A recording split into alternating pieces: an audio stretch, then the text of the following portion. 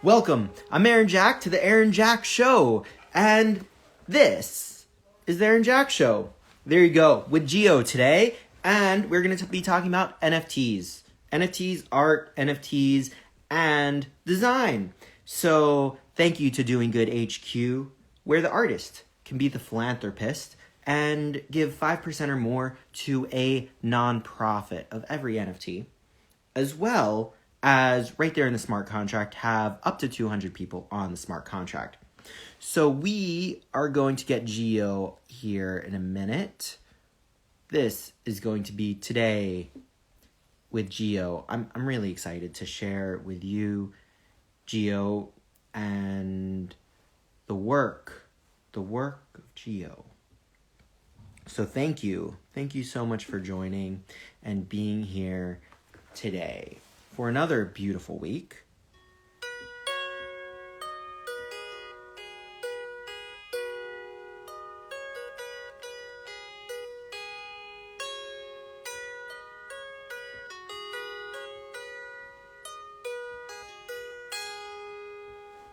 Here we go. We are going to go live with Geo. Thank you so much for joining. We sent out the invite, and here we go. Live. We're live from Berlin, from New York. I think the camera's the wrong way around.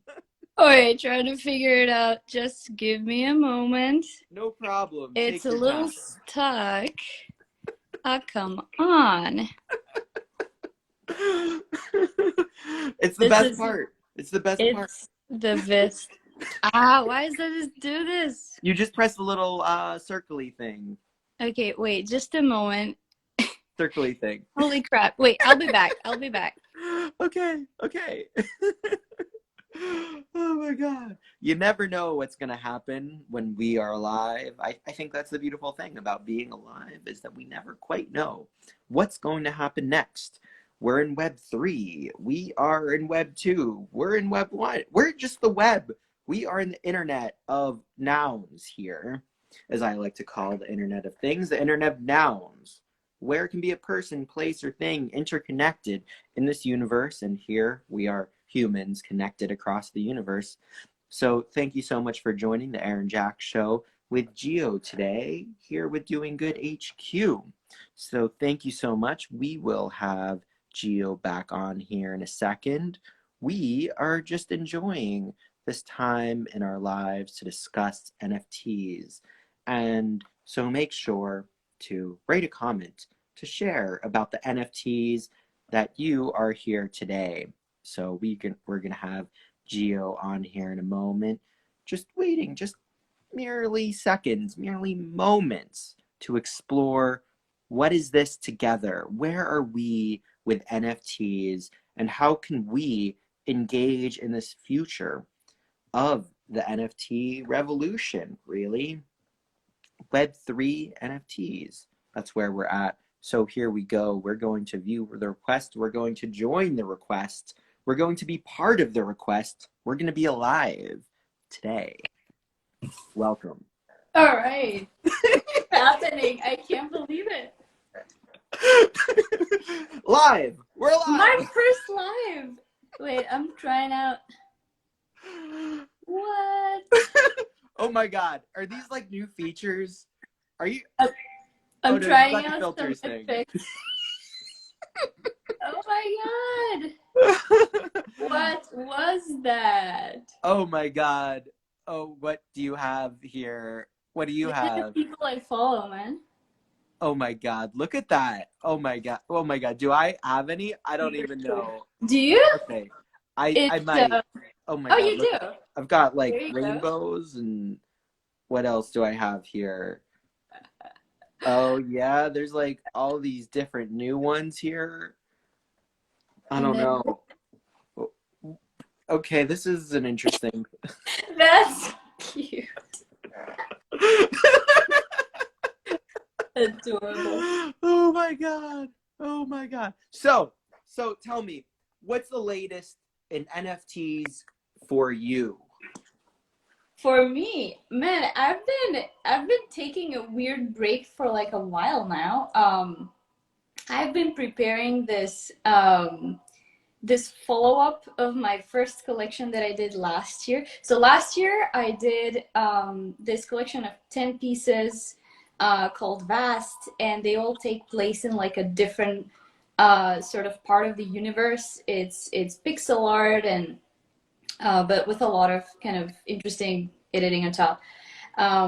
So I wanted to do a follow-up to that where I release 10 tickets, space tickets, to get to those places from the first collection. So it's kind of connected. And I collaborated with a few artists on that. But then life happened, and it's been months now, and I'm still trying to like get that out.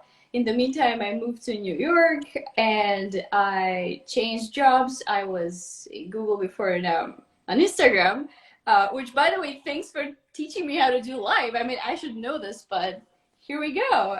This is my first live. Congratulations. I Thank really you. appreciate getting to teach an Instagram employee how to do Instagram something. That's really like such an honor. Yeah, it's once in a lifetime opportunity. I feel that way. I feel like you've given me the once in a lifetime opportunity to explore what is that. So so you've taken this break from NFTs. How do you find that, like, that balance with being able to take a break, come back, be able to engage with the people and keep that connectedness with your other work? Because I know there's so many people out there who have other sorts of work but also want to engage in the NFT world. How is that for you?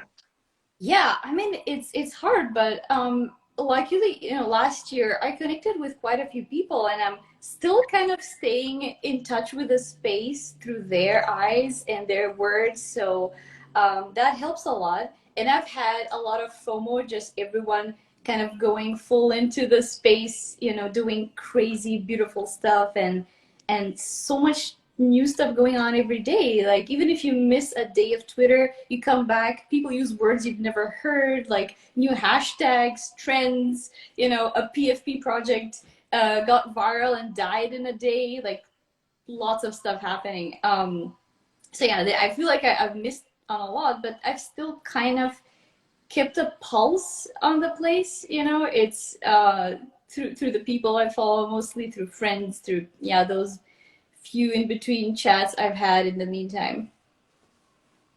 I think that's so important. Like, what is it to keep a pulse on an industry that's moving so quickly, and how to do that in a way where it's like, okay, I don't need to invest everything I have into the space, but for the normal person, maybe, how to be in the space, but not necessarily like, okay, I'm going to dive 1,000%. And, because I think a lot of people, they've got jobs and things and Yeah, people in their lives where they can't be on necessarily social audio 24/7, right?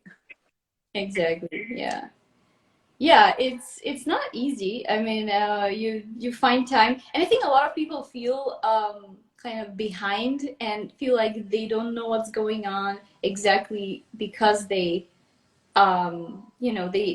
spend their time elsewhere, and when they come back, it feels like everything has changed. But I think that's just the space is growing really fast. Also, other spaces don't grow this fast. Like, this is not the norm, right? And I think that's why it's also such an exciting space, like so much going on, and it just evolves all the time. And now it's gaining a lot of traction, and kind of recognition. It started from being like, a bunch of scams and sort of in the public eye, right? But now people are starting to think, like, the average person knows about NFTs. People are starting to think, like, how do we use this? What do we do? This is interesting. Is this the future? And not kind of asking sarcastically, but like actually considering that this is going to play a big part of the future, which is really cool. Yeah, that's really interesting. I think the public eye and the perception that's being seen in the world. And what do you see? Because you're working in design on Instagram, that must be a very interesting place because it's so Web 2, but I mean, but so much of the, like, we're talking about Web 3, this Web 3 on Web 2 and this kind of Web 2.1 that we're in, moving it forward. How do you see that as a designer and being so immersed in a predominantly Web 2 world? Mm. Yeah, I think it's well, there's a lot of ways to start kind of bridging that gap. And I don't know if traditional Web 2.0 companies will ever do a full transition. I mean, I think the core principles of crypto go down to like the company structure and kind of who um how decision making is made, and so many like fundamental things, right? Which I don't expect all major Web 2.0 companies to do that kind of a change.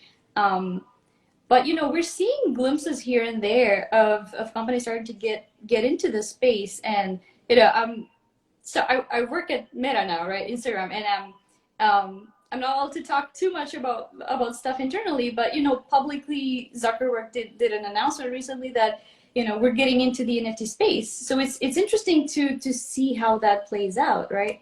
I think there's also like some differing opinions, and the crypto space is really opinionated, right? Opinions in terms of you know uh, how how do you like relay those fundamentals, and how far do you go to actually be a true Web 3.0 company? People would say like Coinbase is Web 2.5, right? Because it kind of exists at the in the like in between space of 2.0 and 3.0, and like DAOs would probably be like pure solid 3.0, right? That it's not even a company, it's just like a collective and kind of organically people self-organizing, and I'm really curious, how that plays out. But the good thing is we see a huge transition, I think, and it's slow. Well, it's not slow, but I guess considering the pace of things that are happening in the NFT world, it is kind of a slow, steady, but firm transition. Um, so yeah, I I, said a lot of stuff. well, I think this is really interesting, is kind of like the ideology of Web3. Mm, And like whether we're going fully in or not, or whatever that is, but like self-organization and different ideologies that built the technology. And, you know, is it really going towards that decentralization? I'm just very curious with like one company owning now like two of the largest projects in the space. Is that kind of, I don't know, I'm just like wondering, is that like anti that? Like, are we just seeing buy-ups of these different projects? And how should we understand that, like in the space, to mm, see the largest projects being centralized in such a way? mm. Yeah, I think, I mean, just generally speaking, at a principle level, um, I want to see wild things, weird experiments, people doing their own thing. I want to see like a range of things that, I mean, a company is an experiment, right? Launching a product into the world is kind of an experiment. You don't know if it'll be useful to people, right? You don't know if people will love it. And you're kind of improving it and changing it and pivoting. So I think that it is the same with a lot of the use cases within NFT and crypto in general. It's like people running small scale, middle scale, large scale experiments and figuring out what works. So I think there is space for, from the very kind of centralized traditional companies to the communities, DAOs, and everything that's kind of forming up now on the other side of the spectrum, and everything in between. So yeah, I don't think like something should or should not exist. I think the more experiments are kind of running in parallel, the more we'll figure out what works and what doesn't, and evolve from there. So I'm excited, just people getting into the space. I don't care who, what, why. Um, I personally love decentralization. I think just the whole idea of being the owner of your own digital stuff of your own personal information, your wallet, you having the keys to, and not being stored in some kind of a server somewhere. So I think just, starting from this kind of a principle, I'm happy that we are moving towards that direction. And I think it's just also like a general push, people are becoming more and more privacy aware, like as opposed to like a decade ago or, the beginnings of the internet when that was not a concept, right? So it really aligns well with people wanting to own their data, being conscious of what they share, and a lot of anonymous, pseudonymous identities popping up. So it's yeah, I think it's pretty well aligned, but I guess we'll wait and see how it plays out with this whole idea of 3.0 2.0 companies getting into the 3.0 world. I don't know. Nobody knows. This is a really interesting thing I think that you just brought up is around privacy. I'm really curious about that in terms of where we are in the blockchain. When anybody can look into somebody else's wallet, they can see everything that's going on. Is that really private then at that point, especially when I don't know, I feel like kind of the future is that I don't really know that I want to buy something from someone who doesn't reveal themselves with all of the scams going on. It's like I want to buy something maybe from people whom I'm like, oh, I know that they're going to be responsible for taking action personally. But Yeah. I don't know. I'm very curious, like, what does that mean with privacy and how we're going to deal with this going into that world? Yeah, it's really interesting that you bring it up because I think at first glance it sounds contradictory. Like, yeah, you care about privacy, you hide your identity, but at the same time, you reveal your financial activity to the world for everyone to see. Anyone can like go in and track the history of what you've done since the beginning of time. It's crazy, right? I think that the key aspect here is you have the choice whether to tie that activity to your personal identity.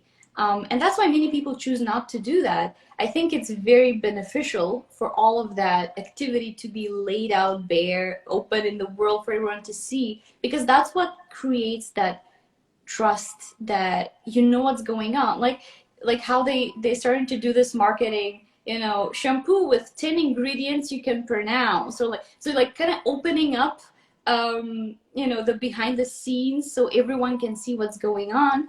And that creates trust, right? So I think that's really important. But whether you want to tie your identity to it or not, that's kind of up to you.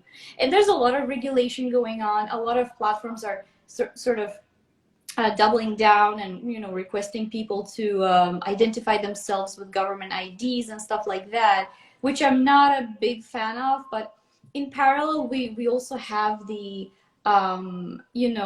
decentralized exchanges and that whole beautiful world that's also growing, and that lets people participate in the space if they do care about this kind of stuff, right? So yeah, I think those are kind of two parallel things, and the transparency here is a good thing. But yeah, tying your identity to your activity, that's kind of where I see people are taking the route of, especially those like hardcore crypto people.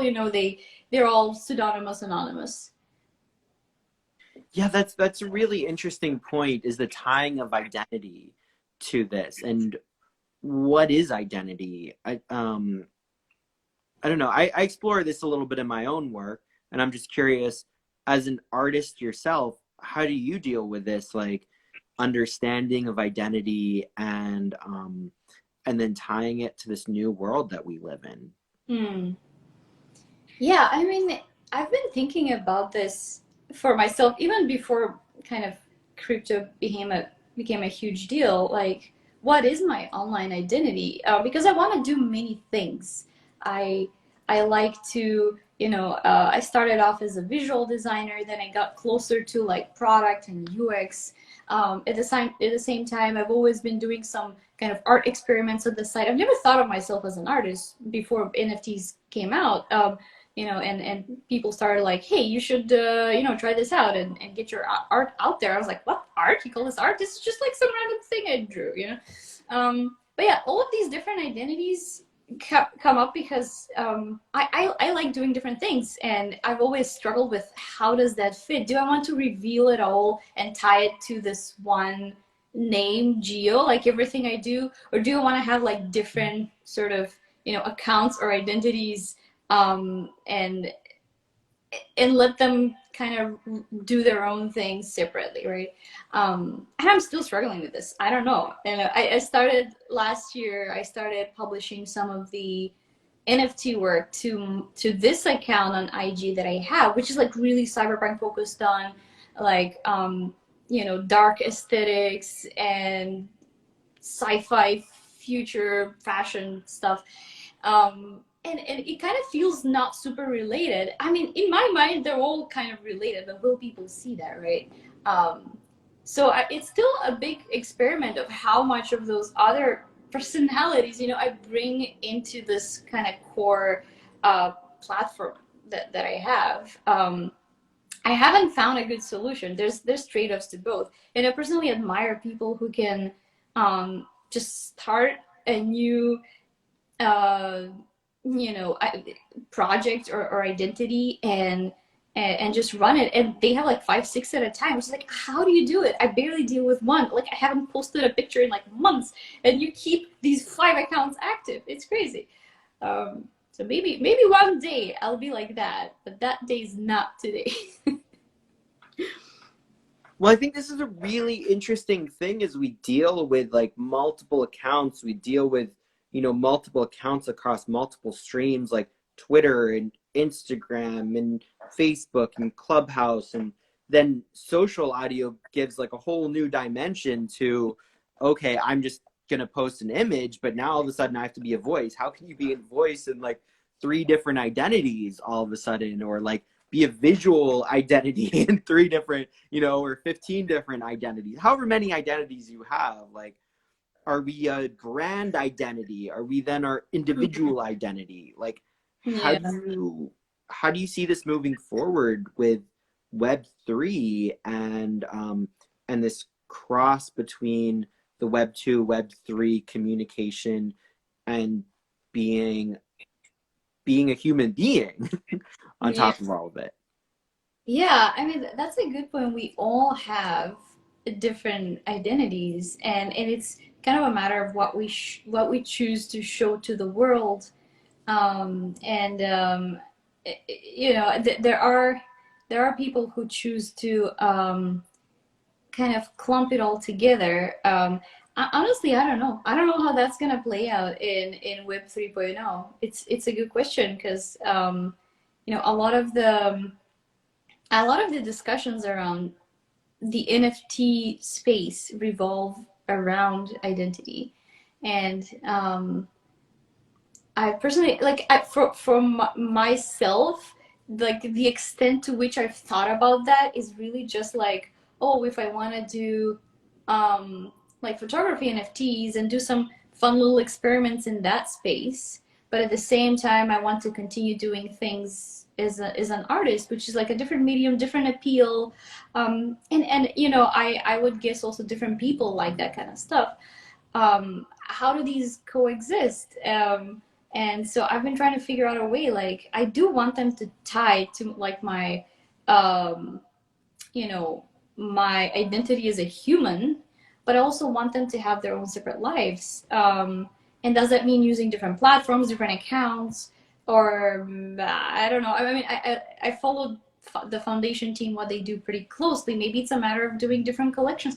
I don't know to what extent to kind of draw the line between those identities. And there might be more. And maybe one day I'll start, I don't know, doing Beat Saber tracks and dancing, and to publish that and whatever. I don't know. Who knows? Which, by the way, I do, but I don't show that to the world. Not yet. Not. I'm not good enough yet. Um, but that would be like, how would that fit? I don't know. And the more kind of weird shards of personalities you have, the harder it becomes to kind of put it all together, tie it together to one thing. I've been really wanting to do something like Puck, um, the NFT artist who has a very like nobody knows who Puck is. Well, I have a guy who knows a guy in Turkey who kind of knows the teacher of Puck and whatever, but like nobody knows who Puck is, right? Um, but he makes so much impact. He innovates in the space so much, and I think there's something really wonderful to be able to change the world without anyone knowing who you are. And it kind of solves that problem. Like if it becomes really really big, you still manage to keep your anonymity. You have a normal life, because once you go big and public, there's no going back. Everyone knows your face, everyone knows your name. So yeah, I don't think I would do, like, I don't have the willpower to just start something from scratch and kind of build the way up from there. But yeah, I think the space is bringing some really interesting experiments in identity, and yeah, I love to see it. Well, that's a really interesting point, is like, what is the identity as like a brand versus the identity as like a human? And I think these kind of go up against each other. Is like, how do we deal with that? How do we show up in a space as kind of our own identity within a brand, our own identity outside of the brand that we maybe work for, or that we create work, or create work for, or represent? And how do we represent also ourselves? Because we're no longer just like a work, the workplace. It's like, oh, we have our own wallet. We're not just like the wallet of our company. Yeah. And how do those get balanced in the future of the world? I mean, because in that way, that identity is like a little bit decentralized, but also there's like a centralization around, like, we're all, maybe like even a DAO, it's like that's a brand identity. And to say what is and what isn't that, if that's a collective decision or an individual decision, how do you see that balance moving forward as an individual human being that's creative on many facets themselves? Mm. Yeah, that's really interesting. I mean, DAOs are, it is an identity of a group, and there are DAOs of DAOs also. So it gets like super wild. It's like I almost feel like a cell in this multicellular organism, and then there's the organs and the body, and there are these different levels of abstraction, and you're trying to kind of just find your place, your community, and your bigger community, but also the closest people, and to operate on all those levels. I Yeah, I mean, I honestly don't know. DAOs, find them super interesting, but I want to have more opportunities to kind of get involved and deeper. So far I've had a couple of interactions in DAO. I've like voted a few times, had a few conversations, but I haven't been like deeply embedded in a DAO. And yeah, I think it's probably one of the more interesting things happening right now. Well, I think that's a really interesting thing, is that there's some people that are much more involved than others in DAOs. And Mm. what is it to have total decentralization without equality? Because it's like we can't all be spending 20 hours a week on 20 different DAOs. Like, that's just impossible. I mean, it just doesn't, we don't have that many hours in a week Yeah, yeah, to that's true. to work, even if we were getting paid for all of that work. We don't have however many hundreds of hours in a week to work on hundreds of whatever, however many DAOs we want to be involved in. Mm. And so how do we divide ourselves, or say, hey, or find representation? And then does representation, in kind of a democratic sort of system, make a DAO still make a DAO structure? Can we elect representatives to make decisions for us, so that we don't need to be involved on the day-to-day basic things? Hmm. Hmm. Yeah, governance gets gets really fun. I mean, there's so much thinking there. Like I could imagine countries being run on DAOs one day, you know. It's not that far off to imagine that. I mean, it's probably far off from that being reality, but at least imagining it, it feels like, yeah, I can, you know, I can see that happening. But I'm curious, Aaron, what's your most exciting thing in this space? My most exciting thing in this Yeah. space is talking with you. Okay, okay, I'm honored. No, But for I real. love doing these I love doing these interviews, if you call them that, just discussing what is now, what's the future, what's happened, being present with other people. I think for me the most exciting part about this whole space is the people involved and connecting with the people and sharing their ideas and knowledge and being able to be part of that sharing. So whether that's here or on Clubhouse or Twitter Spaces and moderation, or being able to share my own knowledge and sharing, what's happened for me, or I'm in Berlin and getting people together every week to to connect with each other at a very human level.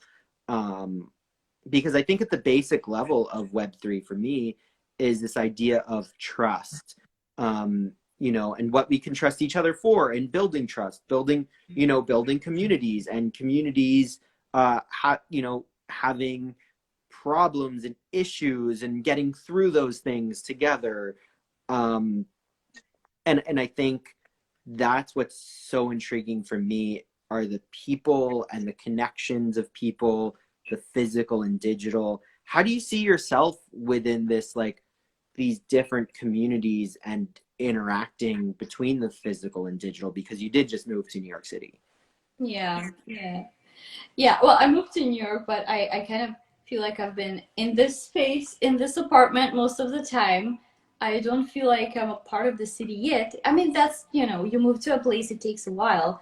Honestly, for New York, it doesn't feel like it would take a while. But I'm still sort of quarantining and kind of being careful with stuff.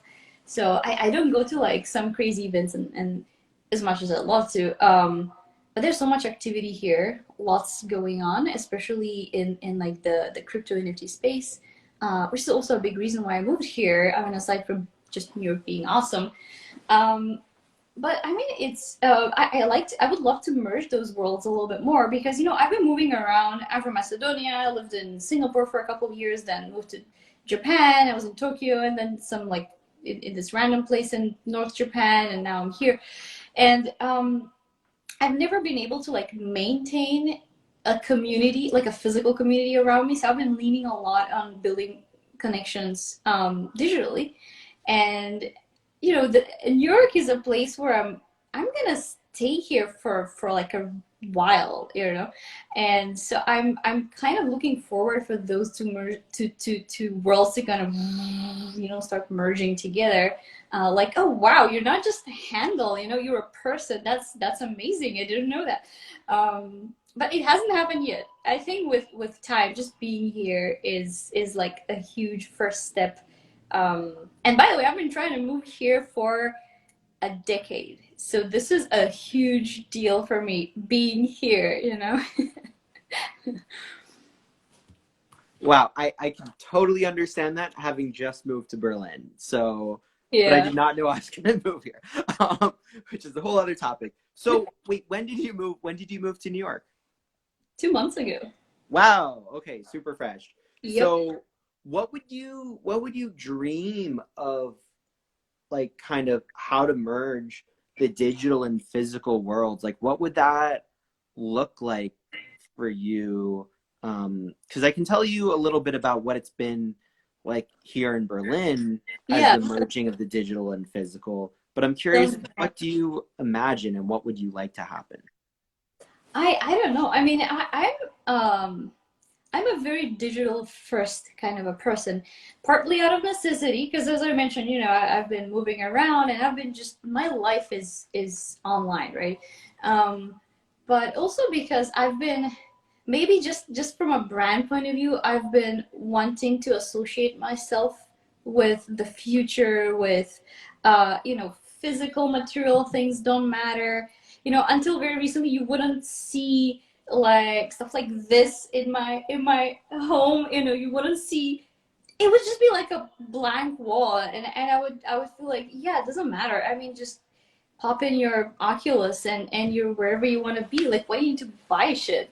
But at the same time, I started growing a bit of an appreciation for physical stuff. I started customizing my clothes and getting into like customizing sneakers and sewing and dyeing and I think it's really interesting. I mean, we are physical beings, and I started to appreciate that just being there and experiencing something with all senses is different. And we're not there yet with the metaverse. Maybe soon. Um, but yeah, I don't know how those would merge. I just last month I had an NFT drop. It was like the first um, like photography work of mine. Just turning into an NFT. It was part of the cyberpunk collection. And there was also a physical exhibition happening here in New York and in LA. And that was like the first time I felt like, wow, something, from the digital world that's kind of bleeding into the physical world. I still don't have like strong feelings about it. I still think I, I primarily see myself as a digital artist. Um, but I am easing into the idea of, yeah, touching materials, experiencing things, the sound, the smell of it. There is something there. I just feel like it's harder to get into it, honestly. It's easy to open a tab and draw and do something with it, right? It's hard to like buy the materials and sample and try out, and it costs money and time and space, and there's stains on the wall, and it's messy. So that's why I've always gone for the simplest route. And aside from kind of thinking of myself as, yeah, I want to experience the future. I'm a cyborg, I don't care about like chairs and like walls and whatever. So yeah, but we'll see where those end up, how those end up merging. I'm curious to hear about Berlin though. You mentioned those two worlds are kind of merging, or what's happening there? Yeah, so for me, it's very interesting to see how the digital and physical worlds connect. I mean, it's very interesting for me to first of all hear how you're connecting more to your physical world coming from the digital world completely. And for me, I I've just been holding meetups here in Berlin every week, and I think that consistency of like physical, and then now every 2 or 3 times a month now I'm holding like Twitter Spaces and connecting that to the physical. And I think for me that's like the larger metaverse is that interconnectedness, like between the physical and digital, and how we bridge those connections and the interconnected relationships. Because like we've met through someone who I met through digital worlds on one side with like friends at Clubhouse, then met through Instagram Live, and then met in person, and then met you. And there's like that, like Hmm. how we met is more than just one platform, and now we know each other.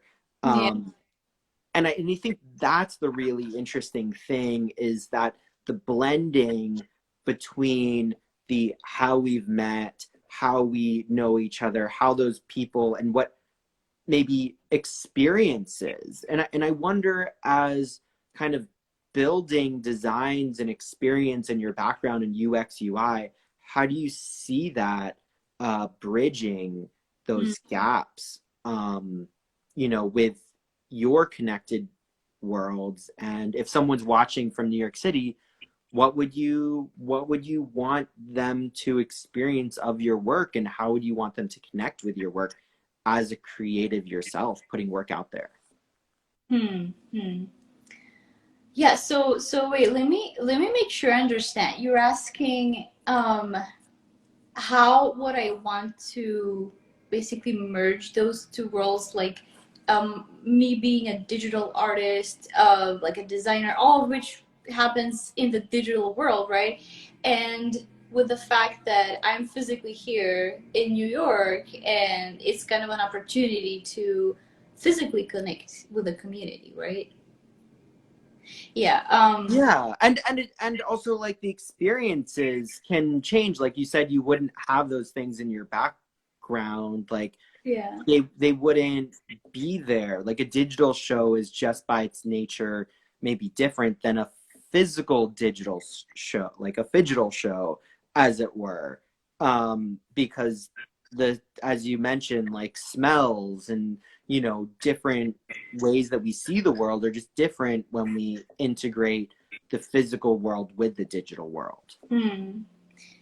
I think when it comes to building connections with people, um, it makes a difference. It really makes a difference. Is in terms of art, I wouldn't say that I'm particularly interested in going physical. Even things like posters, people ask me, "Hey, I love this work. Do you have it as a poster?" And I know they would appreciate it, but I personally don't want to see myself as an artist doing posters, which, I mean, nothing wrong with posters. It's just if I can't be a user of the stuff I produce, if I don't see myself as using the stuff I produce, then I don't want to do it. And I definitely don't see myself as hanging any work, no matter how much I love it. Um, and maybe that will change, but I see myself as really doubling down on kind of the digital world because there's so much going on right now. NFTs are bringing, digital clothes, or, what's up with that? Let's check it out. That would be really cool, right? There's just so much going on. And the physical space is here, but I see it more of as something personally that I want to do, like meditative. I like to, as I mentioned, I started kind of sewing things and customizing, and that's nice. And that will appear in one of my shots eventually. But it's not like I want to sell pieces or do something with that, right? So I guess that's where I see the divide. Physically, I want to connect with people, friends. There's just so much information that that gets relayed when you're in person with someone talking. And I mean, the metaverse will, help with that. Um, it's still far from that though, so it'll take a while. But yeah, that's where I see my physical world, existing and me benefiting from it. But as an artist, is like a digital person on the internet, and I definitely see myself mostly continuing kind of just creating digital stuff and exploring and doing experiments in that space. I think that's really interesting. Like even just from here, we had we we had someone get in. We had Fly NNPNW say that they want a poster now. So there you go. There you go. There you sorry go. sorry that my principles are so weird. You mention it, and then everybody wants one. Hey, well, I can get you a poster for your house in the metaverse. Amazing, amazing poster for the house in the metaverse. Amazing. Oh my God, what is this world coming to? So, because it's very interesting, like the metaverse, being this, or like interconnection, and connection to other people. And what does that mean through audio, through visuals, through shared culture, through cultural experiences? And what are cultural experiences in the metaverse, as you're talking about, like the things in your background, that there's a physical touch to them?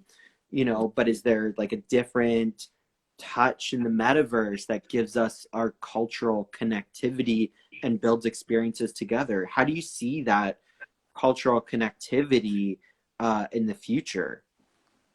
Yeah, I think that will, well, we have a lot of technical hoops to overcome, a lot, and but I think as time goes by, as we are able to more seamlessly experience the metaverse, culture will come. And even today, in this barely usable metaverse experience that we have today, there is a lot of culture going on. And I mean, it's mostly people betting on that future, right? Like that's why you see prices of digital land spiking up like crazy. I really doubt people go there and actually live there every day, but they are investing in something that they believe will be big. So yeah, I think a lot of the issues to overcome right now are super technical, right? We're yet to figure out a good experience of interacting with that world. Just user experience within VR, within a three-dimensional space, is still very new.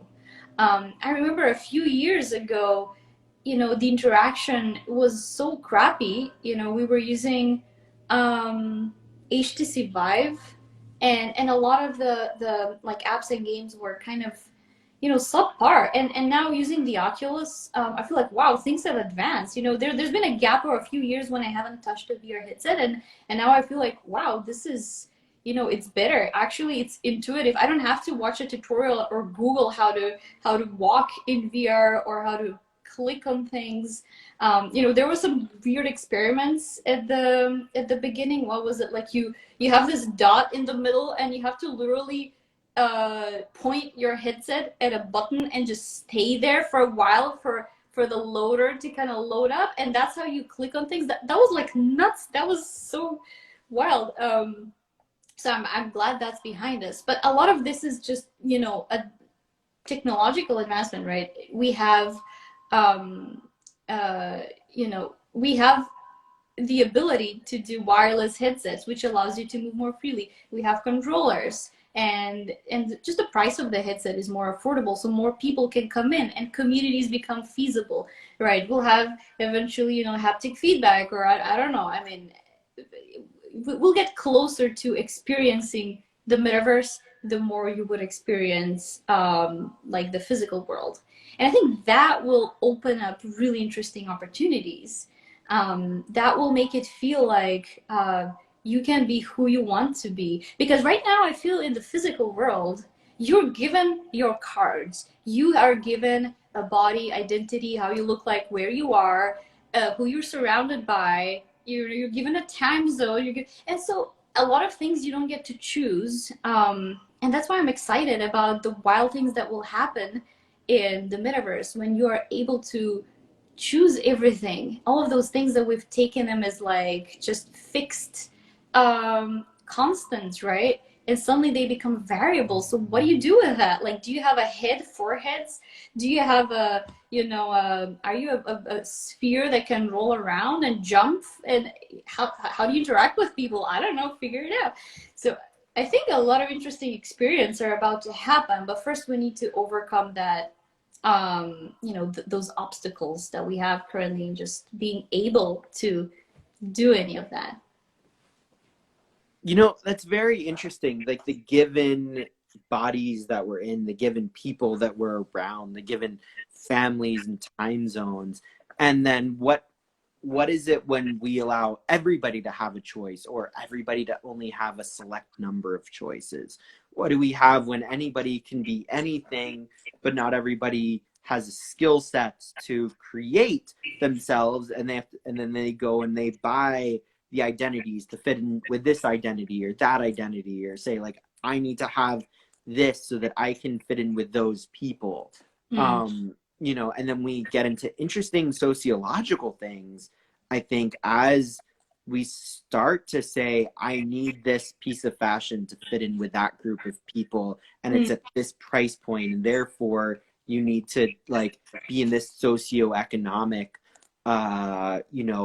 price gap in order to fit in, for you to have the thing to fit in and be a part of a group. Does that change your idea of decentralization when it comes to like that maybe purely capitalistic world of identity? No, I have no problem with that. I honestly think that's a natural phenomenon that happens, physical, digital world, anywhere. I know that in the digital world there is pretty much unlimited supply. So like in the physical world we have demand, demand and supply, and supply and demand, and we have, a lot of the exclusivity is determined based on that. But there's also value in, and I know this is kind of weird and controversial, but I think there is value in limiting supply and creating a small community, and yeah, prices go up. Everyone wants it. Everyone wants Yeezys, not everyone can afford Yeezys, and it is kind of excluding. But at the same time, it's an interesting experiment of ownership and identity, right? Like how much would you pay to be a part of that group? And it's kind of a personal decision as well. Like, how much is it worth chasing that? Even if you have the money, do you really want to spend it on that or not? And maybe you get benefits, right? It is kind of like sort of a membership in a way. So I think that aspect, what you get out of it, clearly people pay the money, right? So there is something in it. And I'm trying to like reverse engineer, what do people like in buying really expensive pieces of clothing or sneakers that that realistically don't cost that much to produce. And I think that is that membership to a club that you want to associate yourself with. That is something of value. I mean, it's not like written out, spelled out, but it's implied, and people get that, and they are willing to pay for that. So, I mean, I'm pretty sure we'll see that in the digital world, where there is no effort required to copy paste and literally make millions of copies of something, but those limitations are what bring value. I think scarcity in general is very important. It's why we're even having this conversation, because what crypto, blockchain, NFTs enable is digital scarcity. Before this, that wasn't a thing, right? Everyone would be able to make infinite copies of anything without knowing which one is the original one, without knowing who owns it. And now suddenly that becomes possible. And so the skeptics would say, well, I can, right click, download your JPEG NFT, and, who cares? You've done nothing different than before. But, nobody will be fooled in knowing that that is the original JPEG. Everyone will know it's kind of like, yeah, you can print out a poster of the Mona Lisa, but will people really believe that you own the Mona Lisa when they come, visit your home? No, very likely you won't be able to fool them. And that's just literally the same thing, just transferred into the digital world for the first time ever. So yeah, I think scarcity is important, and having those experiments with scarcity is gonna grow, and I think it's a pretty integral part of the community. Because I'm very curious, like, what is it important in this world to have scarcity of? Because, like, in my opinion, it's, if we had no scarcity of food, that would be a great thing. But, does it mean that scarcity of, say, a digital scarf can pay for the non-scarcity of food for people? Or something like that, where scarcity actually supports non-scarcity in other aspects of the physical world. And I'm just wondering, how do we consider this, and what do we want to see not scarce versus scarce? Yeah, absolutely. I actually think this is happening already. A lot of the NFT projects, they're selling limited edition something, or one of one, some big artist, right? And they raise a lot of money, and they donate it to charity. So we get to see a lot of people banking on scarcity, but then rerouting those funds, to provide some kind of a benefit elsewhere. So I think that's already happening. It just might happen in a larger scale. The more people get involved, the more the space grows, the more opportunities we have to actually do that kind of stuff. And that's, again, we have the platform to do that kind of stuff. We have the opportunity even today, and it really boils down to what people want to do with that, right? Like, if you have if you are is like, let's say you release a limited edition sneaker and it goes for a really crazy price, and not because it costed you a lot to produce it, but because of the hype, then it's really up to you to decide what to do with that funds. And this is where I have faith in humanity, because a lot of people decide to do great things, to reinvest, to sponsor other people, to so we've seen a lot of that happening. So I'm sure that will continue going as the space is growing.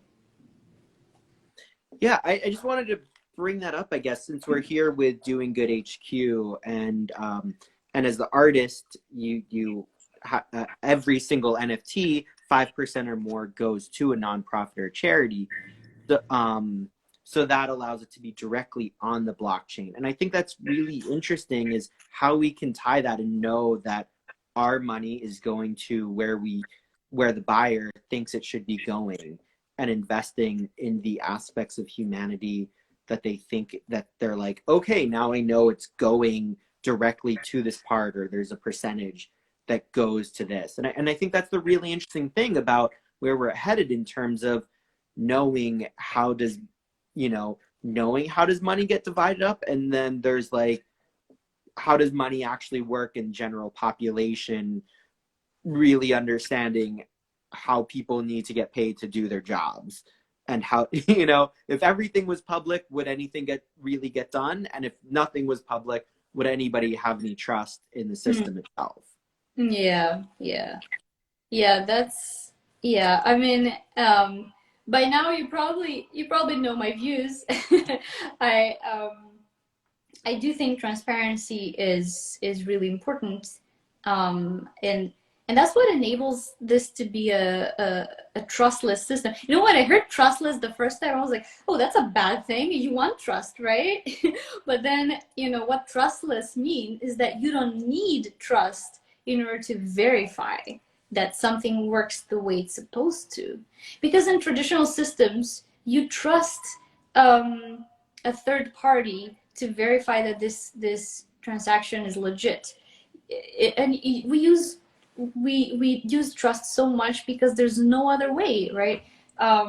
But now there is, in the digital world, right? There is another way where you can verify yourself. You don't have to rely on trust.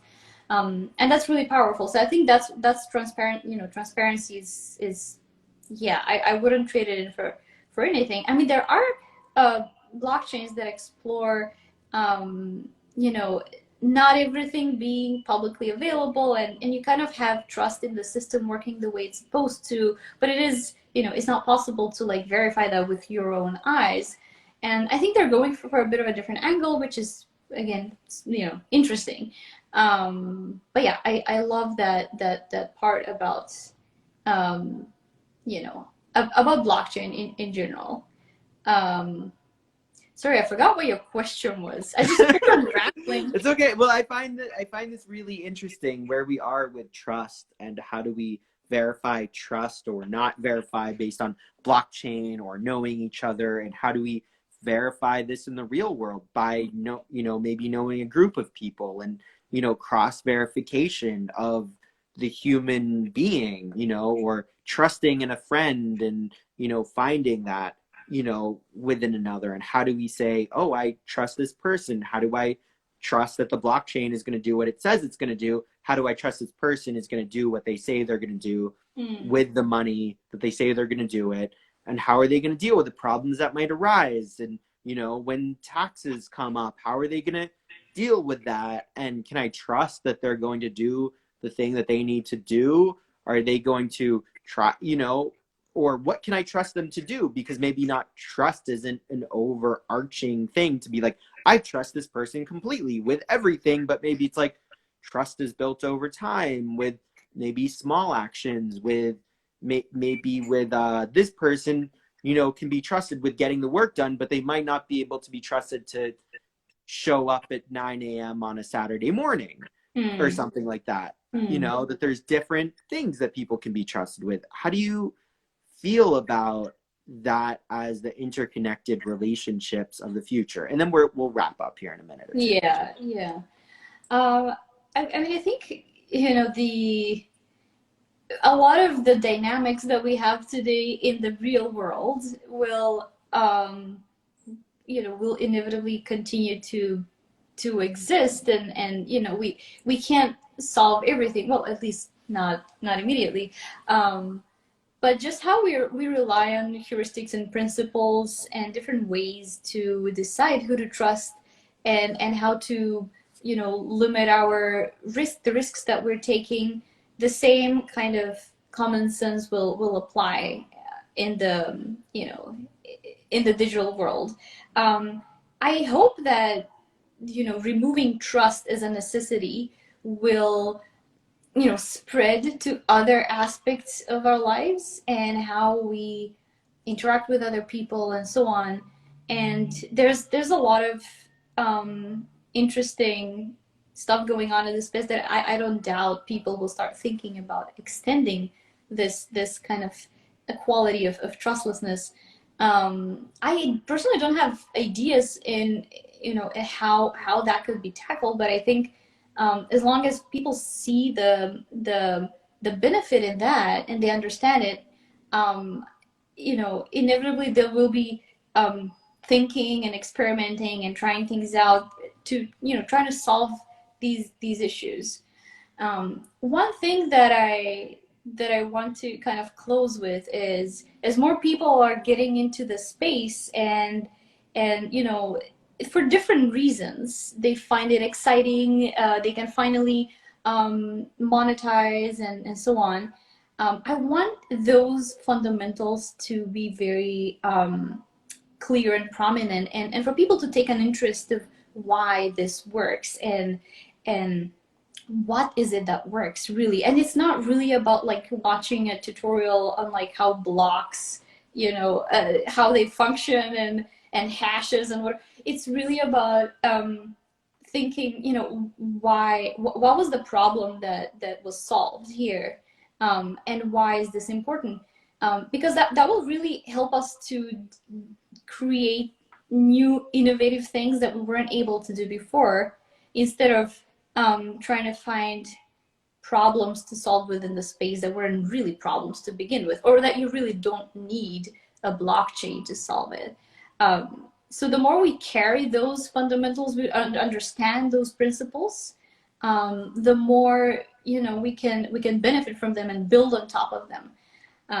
So yeah, you know, artists who love the space, who, you know, bank on the space, who their lives are now NFTs, that's awesome. But yeah, take an interest in why this is happening. And I myself have a lot of digging to do. You know, I've just been following the space for a few years, and well, crypto in general before NFT was a thing. And I've gotten to like learn through just being around. But people who are coming in here, they have a lot to take in, and I mean, that's understandable. But yeah, taking an interest in those principles can, I think it can help people to also innovate within the space. If you know why the space is growing so much and what's so unique about it, you can successfully build on top of that and create something unique, create something that really hits the nerve, right? So yeah, that's my last thing, I guess. Thank you so much for inviting me. I think this was really fun, and yeah, wish you good luck with your future interviews. Yeah, yeah. No, thank you so much for being here, and I really appreciate all that you've shared with us. First I want people to go follow you. Where can people go follow you? What spell it out for us? I mean, it's here. I don't know if people can actually see my yeah, We'll okay, be spelling posting this later, so spell it out. Geometrieva. Sorry, everyone. I know it's like geometry, but with a twist at the end. Yeah, it's a little close to my real surname. So early on in my career, I just kind of came up with a stupid idea to, to change it and kind of stuck. Um, but yeah, thanks everyone. I mean, hope you liked it. I had a lot of fun. Thank you so much. I really appreciate you joining and being here and sharing so much. If you have any last words, feel free, and then just exit out here and I'll wrap up. Spider. Sorry, no, I don't know. That's gonna be my last. That's gonna be my last word. All right. See you, everyone. See you. Thank you so much for joining here with Geo today, and make sure to go follow Doing Good HQ. I'm Aaron Jack at Aaron Jack Line Art. Over on Instagram, I'm over at Twitter. I'm Aaron Jack1. I'm at Clubhouse. Go find me. So anyhow, so I'm here every week with Doing Good HQ, and wherever we're shown now and later. I really appreciate you, the audience, being here every week, learning more from amazing NFT thought leaders and artists and creatives and people who are really shaking it up in the new and changing world as we experience our culture. And today, just understanding a little bit more about the idealization of Web3 and design and self-organization, privacy and identity, cultural experiences, and what the blockchain really enables. We've covered so many things, whether it's trust or trustless, and the connection between the physical and digital. I really appreciate you being here and exploring these topics with me today. We'll be posting this, and I hope to see you all very soon. I'm Aaron Jack with Aaron Jack Show. See you next time. Thanks so much.